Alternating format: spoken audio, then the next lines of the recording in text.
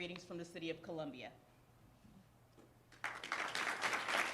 Thank you. Thank you very much, and thank you very much, Vice President Burgess. Thank you for your leadership and for your energy, excitement. Thank you very much. Dean Garner, thank you very much for your leadership here as well. As many of you know, those of you who look in on our proceedings, maybe via C-SPAN or CNN, you know that we often refer to each other on the floor of the House as my good friend, when most times we don't mean it. But when I call Khanna my good friend, I really, really do mean it. He's been a close personal friend ever since he got to Congress. I knew him before he got there. And he has been a friend of HBCUs here in South Carolina. He represents that area known to all of us as Silicon Valley, but he brings that valley up to the hill every now and then, Capitol Hill, and it's good that he is bringing it here to South Carolina. And now, I have been put on the program to give remarks. Quite frankly, if justice were done, Jennifer would be here giving these remarks, because it was Jennifer, my daughter Jennifer, who connected Ro to this institution, and look at what it's gotten us. But Khanna has been a friend to other HBCUs as well. He brought Zoom to Orangeburg and connected them to Clyburn College. And there's an initiative taking place there. And I just want to say to him today, that's 2 out of 8. So, there's 6 more to go. And as many of you know, there are 8 HBCUs in South Carolina, and 7 of them happen to be in the district that I proudly represent. And so I want to thank him for this. Now my staff gave me some remarks, but I'm not going to use them. I seldom do. But I always hold on to them just in case I draw a blank, as I sometimes do. But I want to just say one thing to make the point as to why we're here today. Many of you know the story of Ron McNair, who grew up in the little town of Lake City, South Carolina. Ron McNair grew up at a time when he was not allowed to use the library in his town. He grew up attending Carver High School, a school that no longer exists because the school was named for George Washington Carver. And of course, when schools were integrated and merged, that school went away as a high school. Well, just before that fatal flight, Ron McNair came to Columbia to sit down with the folks at the University of South Carolina, where he had been,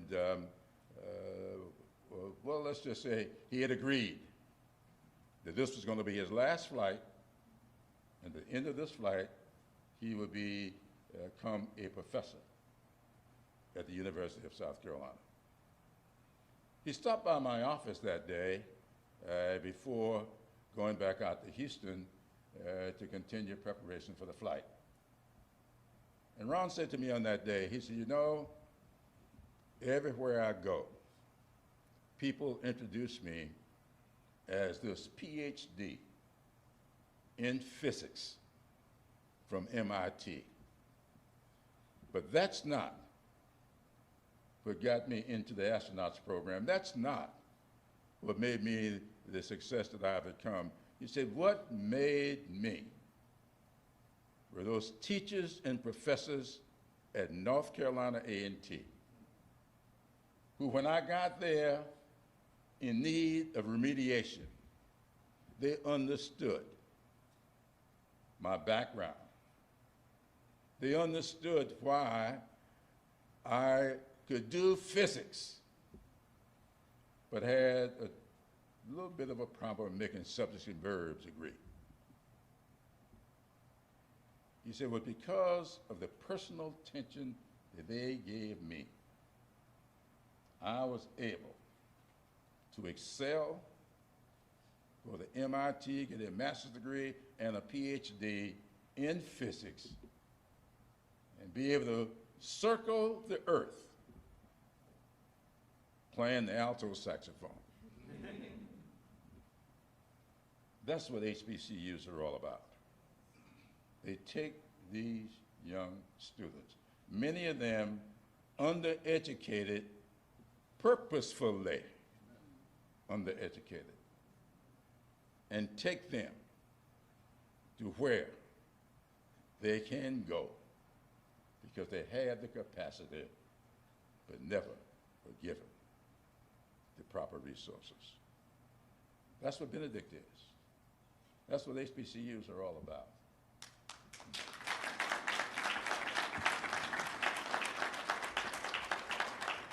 Maron came along at a much different time. We are at a different time today. Khanna recognizes the time within which we live. He recognizes that these same communities continue to exist, these same gifted young people continue to need proper support. And he has dedicated himself to doing it all over this country. Now, when I saw that this was a second tranche, and old Bennett Thompson had gotten Jackson State into the mix, because he's my close personal friend, I don't mind. But the third time around, I'm going to get another South Carolina school, and then another, until we get to 8. Thank you, Ro, for this, and thank you, Benedict, for all that you do. And now, Dean, oh no, you got some, oh yeah, the city's going to welcome. I'm off script, so I might stay off script. Good morning, everyone. I'm Dr. Aditi Bustles, and it is my honor to represent the City of Columbia. And on behalf of Mayor Rickaman, who sends his regards today, we are very grateful to have Congressman Khanna and the Google team and all of our leaders to celebrate such a milestone in investing in our Black and brown youth in South Carolina. We have spent the last several months thinking about ways in which we can recruit and retain talent here in the capital city. It's no surprise that sometimes people want to choose Greenville and Charleston, and no offense to all of y'all, but Columbia is a very special place with several assets and opportunities that are unique to Columbia. And this program is an example of that. And I truly believe that when we invest in our underserved communities, particularly our historically disadvantaged Black communities, in an equitable fashion, anything is possible. And so we are very, very excited to continue making sure that we are providing these opportunities to those that live in our city. We're looking forward to working with Congressman Clyburn and Congressman Khanna and finding future opportunities to continue to invest. And I want to remind all of you that, especially the students in the room, you all are the role model for the next generation. I spoke to a couple of fourth graders a few weeks ago, and not any of them were thinking about a STEM career or a tech career, because it's never been positioned as an option for them. So I hope that you will consider coming back after you're graduating and talk about why you chose to stay in tech and what opportunities that afforded you. That's the only way I truly believe that we will continue to grow the city, grow the state, and ensure that we remain a place that is extremely special and produces amazing talent. So thank you all for being here.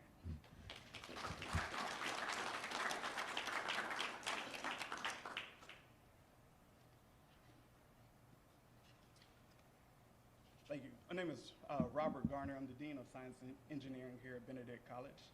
I joined Benedict College this past summer in July, and when I got here, I was so excited to hear about the TechWise program that was underway. It's exactly the type of program that I and the faculty in the School of Science and Engineering envision for our students. The students in this program are able to apply what they're learning in the classroom and while working and getting mentored with leaders and industry professionals. Part of the mission of Benedict College is to provide transformative learning experiences characterized by high-quality academic, co-curricular, and extracurricular programming. This is exactly what this program between Benedict College and Talent Sprint does. Our faculty who are leaders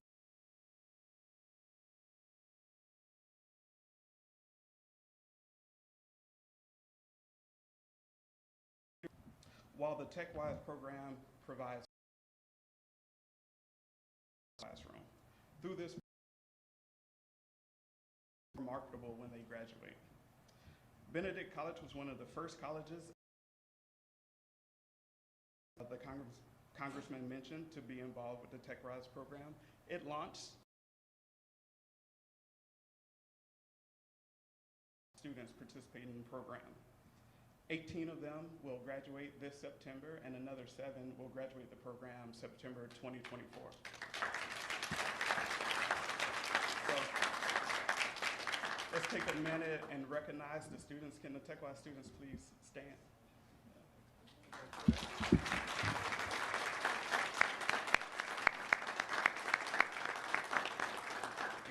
Thank you. So later in the proceedings, 2 of the students will give testimonials about TechWise, but I would like to point out that our students come from a variety of majors. Computer engineering and cybersecurity lead the way, but we also have electrical engineers, biology majors, chemistry majors, as well as others. One of our TechWise students is Vanessa Tucker. She's going to graduate Benedict in a couple weeks with a degree in chemistry. All right, and when Wisconsin-Madison. Yeah. So I'm excited to see the ways that incorporating the software engineering background that she's getting in TechWise is going to lead to new discoveries and help her in her graduate career in medicinal chemistry. And that's just one example of the many of the transformative learning experience that students can receive here at Benedict College. So on behalf of Benedict College, our president, Dr. Rosalind Clark-Artis, the School of Science and Engineering, I would like to congratulate our students participating in the TechWise program. I would like to thank the Benedict College faculty and staff who support the program, and of course, a big thank you to the Talent Sprint and Google team that makes this all possible. Thank you. So next, let's hear from Google, and Shia will present. Thank you. All right. Thank you for the warm welcome, Dr. Garner, and for the warm welcome, Vice President of Benedict College. I'm really excited to be here, and on behalf of Google, really thank all the representatives who are here and the honorable guests at this esteemed institution. It's great to be here in Columbia. We arrived last night, and the vibrancy of the city was the first thing that we felt coming into Columbia. It's great to be here. And it was amazing to meet the students this morning who are part of this program. And at some point, I'm looking forward to all of you being at Google in one way or the other.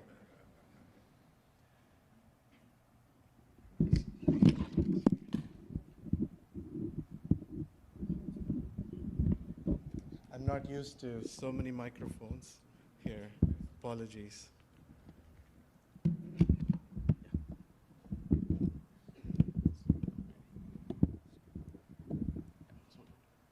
All right. Google's mission is, let me put this down.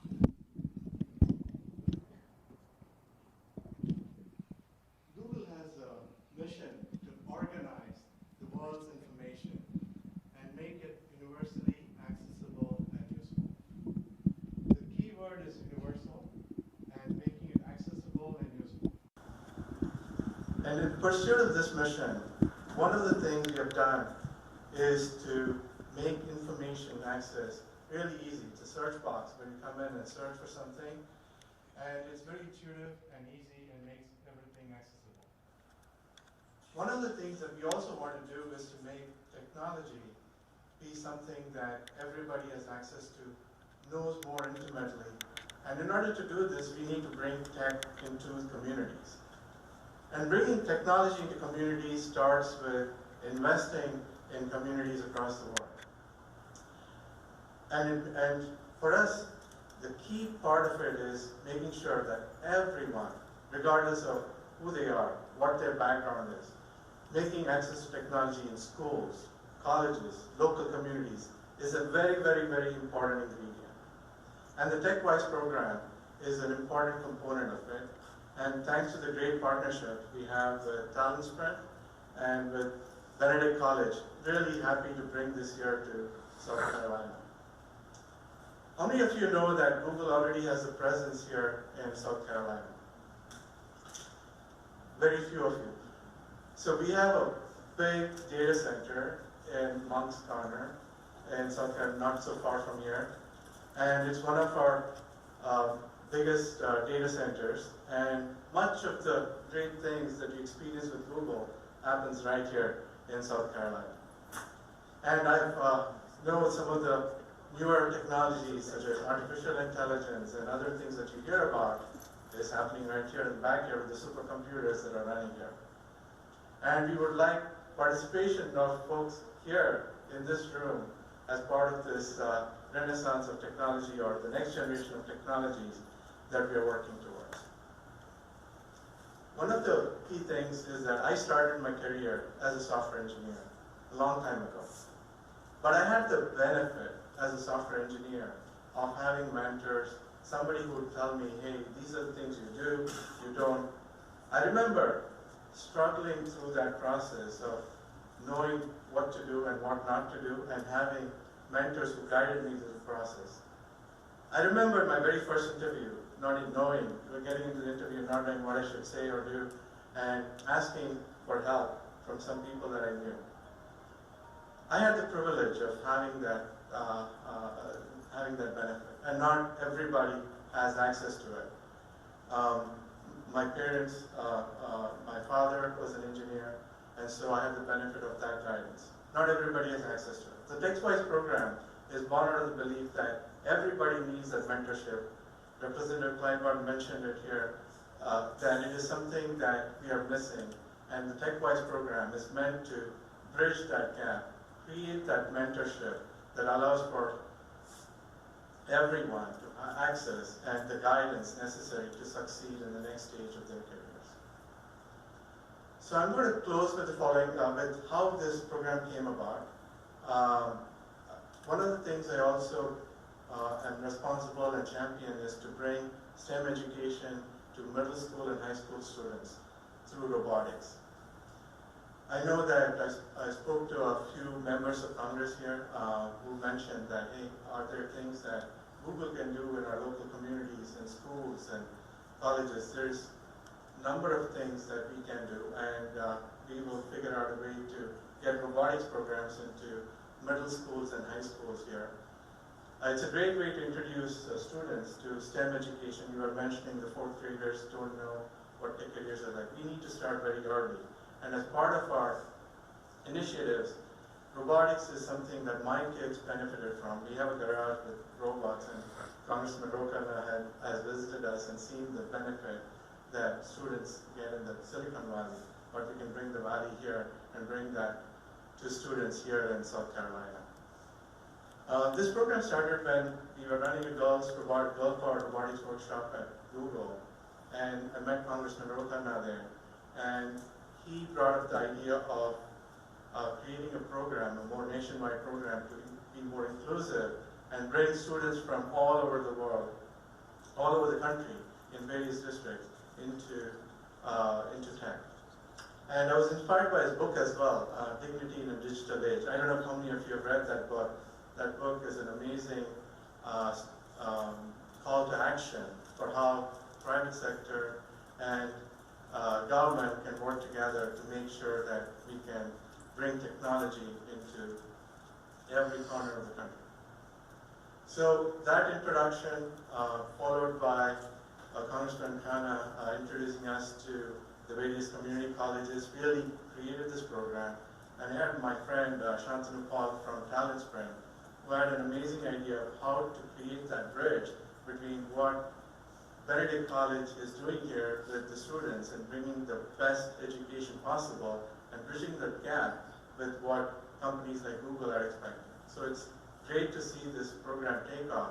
And I'm going to turn this over to my friend, colleague, Dale, who runs the Ads Office of Responsibility, and he's a director at Google, to talk more about what this program and how the students here can make good use of this program.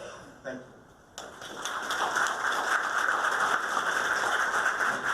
Benedict College, make some noise. How are you? This guy said it's really humble. He had like the world championships, the world champions in middle school and high school robotics in his garage. Yes. So when he's talking about it, it means power. I'm excited to be here to see you, see all these faces. Look at this crowded room. It's beautiful to watch. We're partnering with Benedict College and Talent Sprint, and it's a program called TechWise. You got my, yes, now go back, one slide. You got to show my, my AI face up there in the new world. Google's on a journey. We believe that everybody should have access, and especially the educators and the students, to build the future that you want to see. That is important. That is critical. That is power that we're speaking today. And if I want to introduce myself, I'm Dale Alsop. I think about inclusion from a people and a product perspective and regulatory compliance for Google's ad business. That is how Google makes the money. And if I would talk about my values, it is first my faith, it is then my family, and finally service. Those are my three core values. And service is a value of mine because an organization called Prep for Prep took a kid from Brooklyn in a red line district, similar to what was being spoken to by Congressman here, and gave me life-changing opportunities. The school that I got into cost more than my mother's salary. They sold into me. They changed the trajectory of my life. Service was critical there, and I saw that manifesting when I joined Google 16 years ago. What did I see? I saw great food. I saw incredible people. I saw a volleyball court in the middle of our campus and a basketball court where, I could work on my crossover. I had it back in the day. So that's what I saw in a campus. That was incredible. But what I also saw was not many people that looked like me had discovered what I saw as a haven. And that meant that I needed to do something to make sure that message was broader. So I started to volunteer, and if we click to the next slide, I started to volunteer, and I sat in front of an auditorium, similar to what the mayor's office said, 7 to 10-year-old underrepresented students, girls, Latinos, Black kids, Native Americans, 7 to 10-year-old, and I asked this question: who was the computer scientist? Now, computer scientists come in many orientations: race, religion, gender. So everybody there is a computer scientist, but those kids, when they were asked that question, they chose the male that was either white or East Asian. So they didn't see themselves on that screen. And if they didn't see themselves on that screen, they didn't see themselves in the future of wealth and influence, and that's a problem. This country has a wealth gap challenge for centuries, and I believe technology is going to solve that. How? I think it's going to be technology, and I think it's going to be scaled entrepreneurship, which is basically technology and entrepreneurship put together. But that's critical, but if you don't see yourself on that screen, the future is going to be worse than what we are today. So Google supported me a lot in that mission that I have for myself and for these communities. And if you flip to the next slide, in 2020, this is what I was so proud of my company stepping up and talking about our racial equity commitments.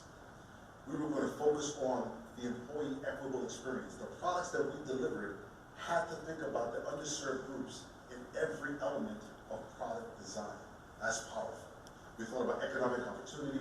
We think about student outreach. Programs like TechWise fit perfectly into our commitments to our users, to the community. And we talked about supporting racial.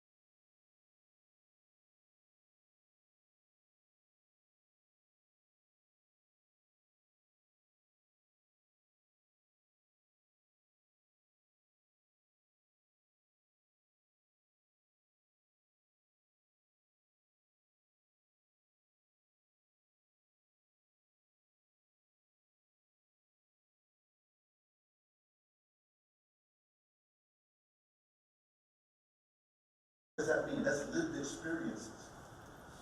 Your lived experience tied with technology builds magic. It uplifts you. It accelerates your trajectory, but not just your trajectory, the trajectory of the communities that you represent. What if the next survey, or Larry, or Bill Gates, is in this audience?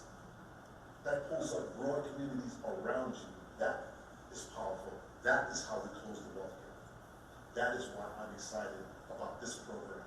And my man, Santanu Paul, the CEO of College Fair, is going to talk to you about how and why this importance is happening here. Santanu, thank you.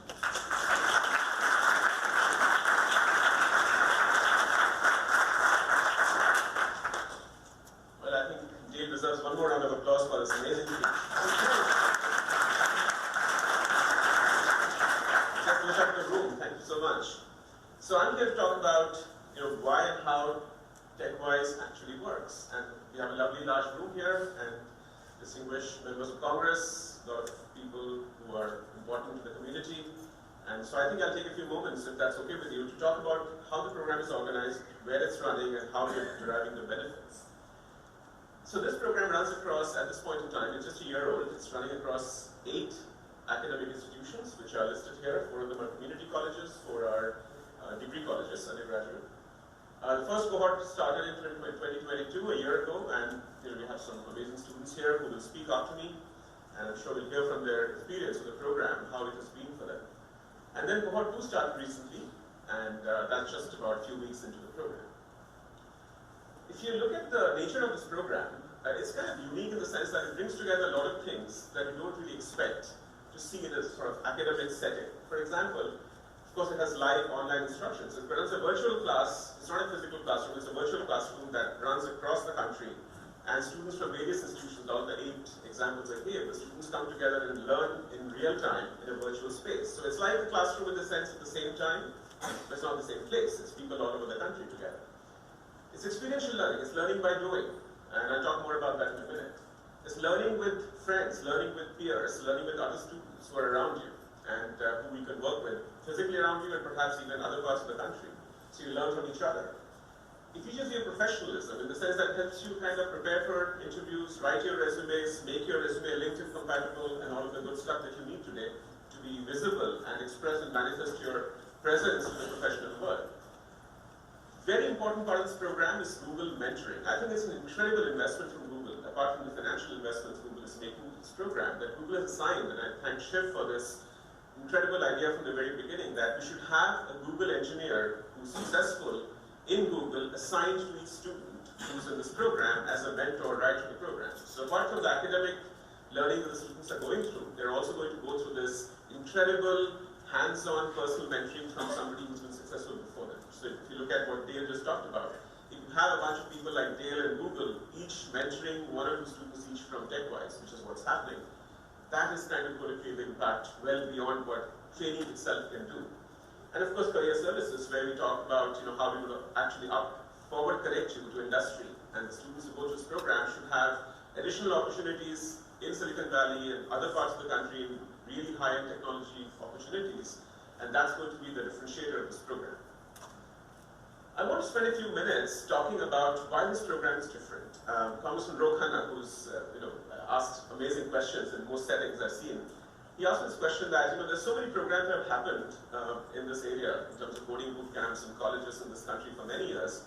So why is it that TechWise is actually working? Because he's been going around meeting students, and he asked me this question: that why does this program actually work? What's different about it? So I'm trying to answer that question here.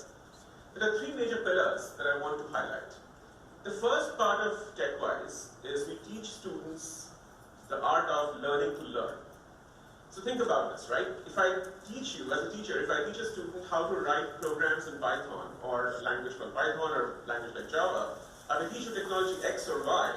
The day the technology X or Y becomes obsolete, you kind of have to worry about what do I learn next. But if we teach you instead the art of learning to learn, then you can pick up the next thing that comes along, and you now have a discipline of how to pick up a new technology quickly. So learning to learn is one of the major fundamental building blocks of this program. And I think students will, I'm sure, certify this statement that very often the student goes to the instructor in TechWise and says, I have a question, what's the answer to this question? It's almost inevitably, I can guarantee you, the instructor will say, I don't know the answer, go find out, right? Which means, what they're telling you is they're nudging you towards finding the answers. And they might tell you, like, go read that document, or go read that book, or go look up this website. Or in fact, do some research and come back and tell us how to answer this question, right? So what you learn through that process, you build the muscles of going and figuring things out in a structured way. So we nudge you to find the answers. Now after you do that a few times, you realize that there's no point asking the instructor a question because I can find it out myself. And that confidence that you build of learning to learn is perhaps the most fundamental human capability of all. I mean, in the modern era of competence, I think that is the competence that survives. That's transferable across technology, across industry, across multiple generations of technology changes. The second pillar is learning by doing. And this is my favorite one, right? I mean, I always talk about, has anybody ever become a good swimmer by sitting in a classroom? Or listen to a great lecture? Can you say that, I became a great violinist because I attended some amazing lectures? You cannot. So certain things are skills, they're crafts. It's like learning a new craft. And when you're a craftsman or a craftswoman, you have to go out and do things. You have to solve problems. The problems might be simple on day one, but as time goes on, you're getting bigger and bigger and more complex problems. Sometimes you do them alone, sometimes you do them with teams, with your peers, with your friends. But inevitably, the task of learning a skill is about learning by doing. We call this experiential learning. So I would say that, there's no such thing as learning to be a great programmer by listening to great lectures. A great programmer cannot actually make you a programmer by lecturing. They have to give you problems. And therefore, one philosophy you have in this program, which the head lead instructor, Shifu, who some of you know very well as students, he always says that, the more we lecture, the less they will learn. So therefore, do not over-lecture your students. Give them problems to solve. And the last part, of course, is very important, learning without fear of failure. I think fear of failure is a very critical part of every person. Even the most privileged people have that. I'm sure if you think of it from the perspective of saying that, hey, do we have imposter syndrome? Of course we have imposter syndrome because we all feel, especially in complex situations, we feel like we don't belong here. I'm sure we feel, I'm sure a lot of people in Google who work there believe that, oh my God, do I really belong here? Am I good enough to be here? So this danger of thinking about sort of second-guessing yourself and trying to sort of have the self-doubt that says, am I good enough? I think this fear of failure can be quite, it can create paralysis in terms of learning. So what we try to do in this program in TechWise, we try not to make failure a part of the process. We try to make success a part of the process, which means if you actually have an incomplete submission for a particular assignment, you're still encouraged to go ahead and submit. You will not be graded harshly. You can actually go back and sort of look at the answer, go back and resubmit. So once you start this idea that you can submit, resubmit, and modify your submissions and keep getting better with every iteration, you build the confidence over time that, failure is not such a big deal because we can fail, we can learn, and we can recover. And that is another important learning that this program gives you. The last part, of course, I should tell you is that every student who is in this program will tell you that on day one, the instructors treat them like professionals and not like students. And that's an important distinction because we are preparing students for industry, and therefore it's important to treat them as professionals. They might be emerging professionals, they might be incomplete professionals, but they're still professionals that are work in progress. So therefore we treat them as professionals from day one, right? So that's really important because that creates the whole culture that we too can make it, and that's what we're trying to inculcate from day one. I'll end my comments with a little story, and I hope that kind of gives you a philosophy of how this particular program thinks about teaching and learning, right? So ancient story of a bunch of teachers in China back a few centuries ago, going to this famous Chinese philosopher, right, and asking this question, what should be the disposition of a good teacher, right? And the philosopher says, when the good teacher's job is done, the student must say, I did it myself, right? And that's exactly what we're trying to do. We're trying to make people learn by themselves, and this whole system is actually designed to create that culture of learning by yourself. Thank you very much.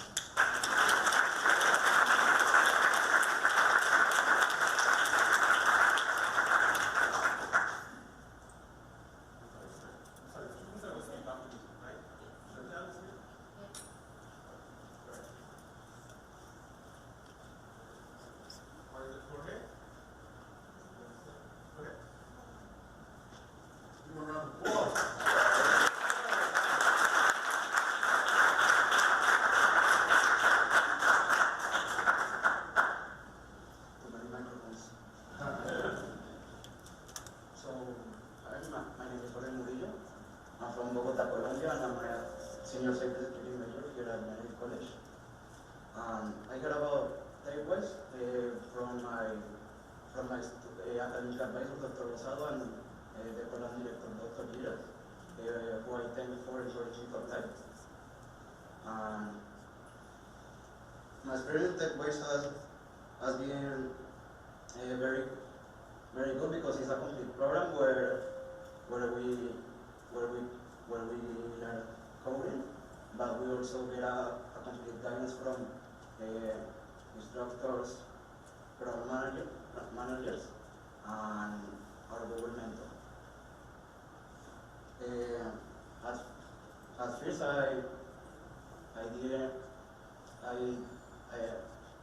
was scared because there were things that I thought I wasn't capable enough to achieve, but by the time passed, I was wrong. And also, for example,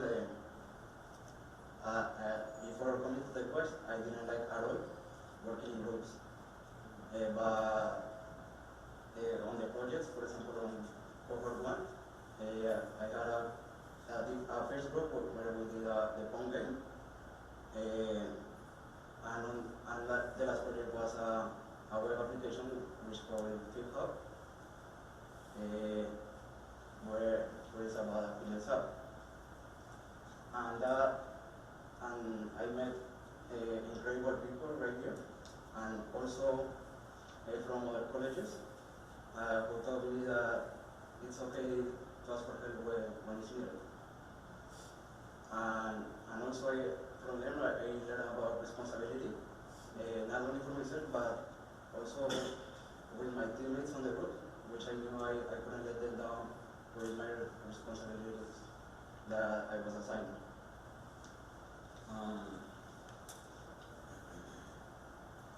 In summary,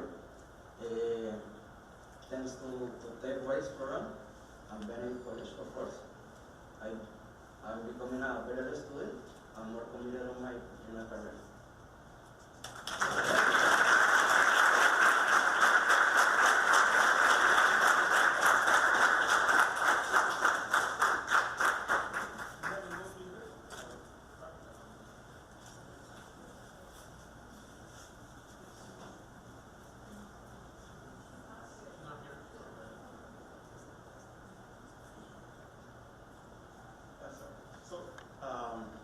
Chantel had a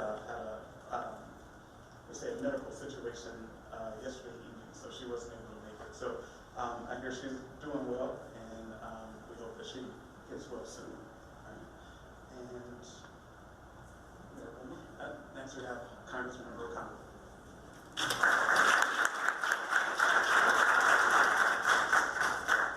Senator Clyburn, Representative Gilliard, Representative Williams, Representative Thigpen, Councilwoman Bustles, Vice President Burgess, thank you for having us. You know, Leader Clyburn was kind enough to describe me as a good friend. And I got to be honest with you, I've never thought of Leader Clyburn as a friend because friendship implies equality. And I have always thought of myself as someone in the depth of Leader Clyburn. There are two people, and I say this completely sincerely, that have been in Congress 7 years. There are two people who I've had unconditional admiration for. And probably most of my colleagues on both sides of the aisle would agree. One was the late John Lewis, and the other is Leader Jim Clyburn. And there's another.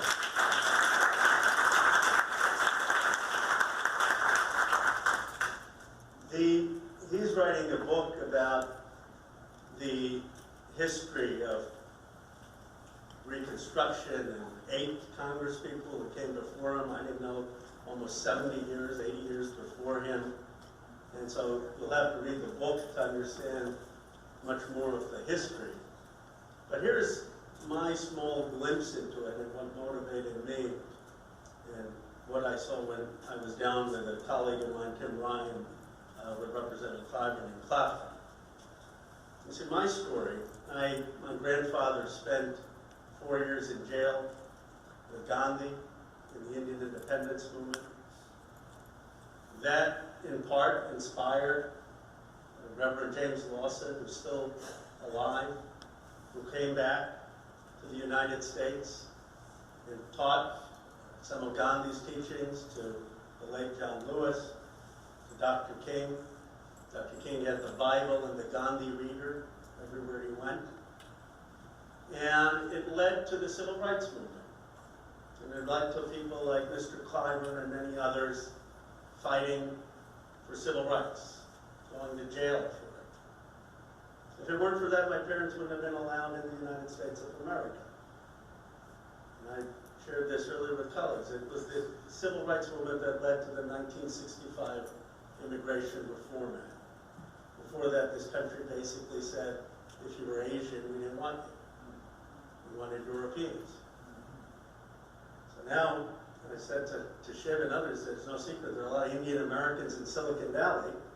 I said, it's time we pay back to see what the Indian American community has achieved because of the civil rights movement. One more point, and Vice President Burgess knows this. Have you ever thought how many Indian faculty there are at HBCUs? Have you wondered why? The other universities didn't hire them in the 1960s and 1970s. So we were down, Tim Ryan and I were down with Representative Clyburn a few months ago, or a couple of years ago now. And we met these students in their early 20s. And they reminded me of these students in Silicon Valley, teeming with ambition, teeming with hunger, saying they were going to become multimillionaires, start technology. And I left thinking, wow, but they don't see the structural barriers in front of them. It was a naive optimism. They don't know that how hard it is to get the venture capital. They don't know the statistics of how few African American, Latino Americans are actually represented in Silicon Valley. Dale talked about wealth generation. You can't overcome the racial wealth gap if you don't overcome the racial wealth generation gap. The black community was excluded from the agricultural revolution, excluded from the industrial revolution. Shame on us if they don't participate in the digital revolution. And right now they're not enough. And so we started with Mr. Clyburn with Zoom and Claflin. And I called Jennifer. Jennifer, will you please stand? Because Jennifer's really been the mastermind.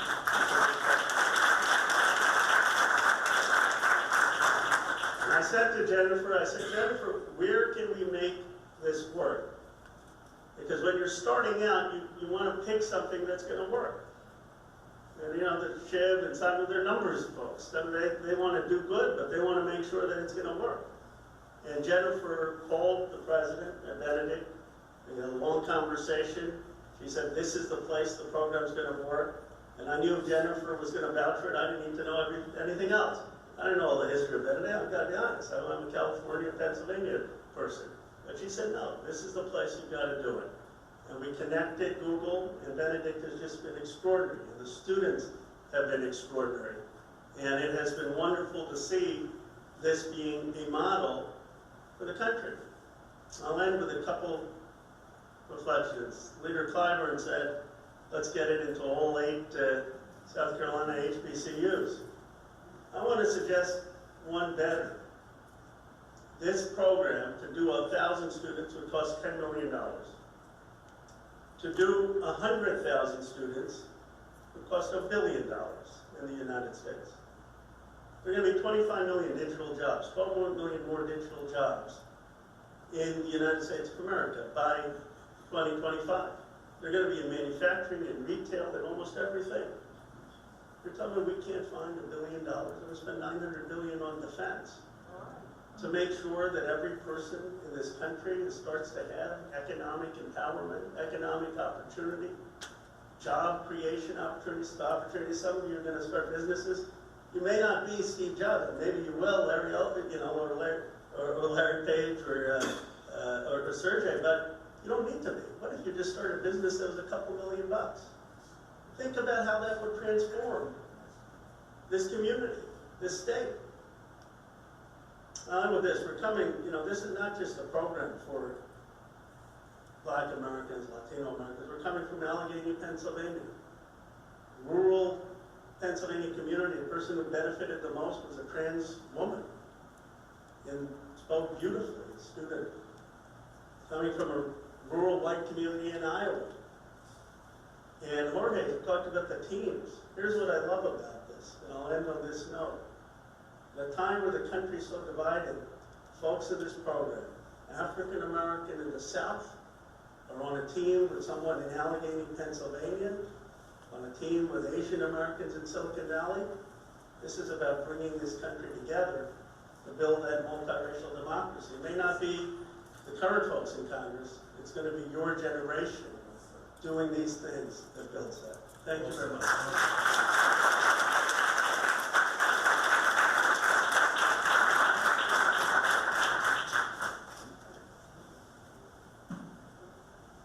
We have a very special presentation. Will Miss Brenda Grant please come forward? And this is a surprise.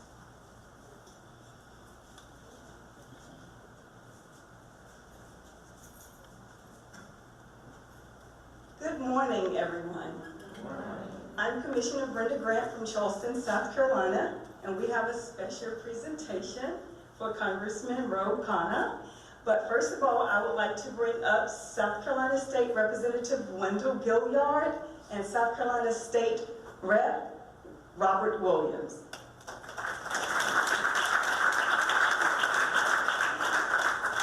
It's a privilege for myself to be at Benedict. I'm an alumnus, graduating class of 1990.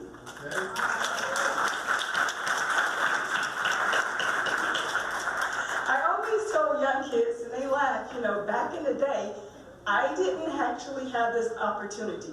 Benedict gave me a great opportunity to lead me to a great career. But I tell my kids now, with the new population and what we have out here as far as what they're offering, take it. I mean, it's very imperative that you grasp and grab what's being offered. I like to tell them, this day and time, we make the cookie dough, we roll it, we cut it out, we put it in the oven. Guys, just take it out. Take it out, is what I tell them. And with that said, if you would please come up, Congressman Khanna.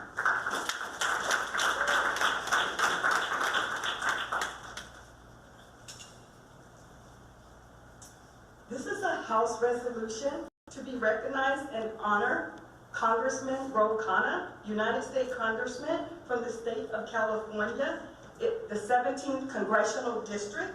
I won't read all, but I'll read this important part. Whereas he has worked across the aisle to produce legislation that will invest in science, technology, creating millions of good-paying tech jobs, revitalizing American manufacturing and the production. He has authorized the Endless Frontier Act, which formed the basis of sweeping chips and science signed into the law by President Biden.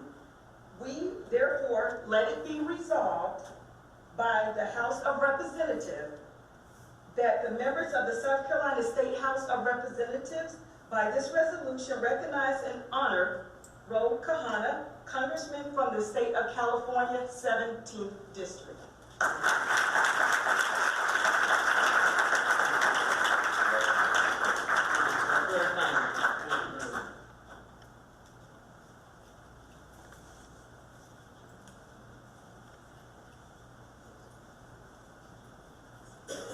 So I think there's only one thing to really say, and that is thank you.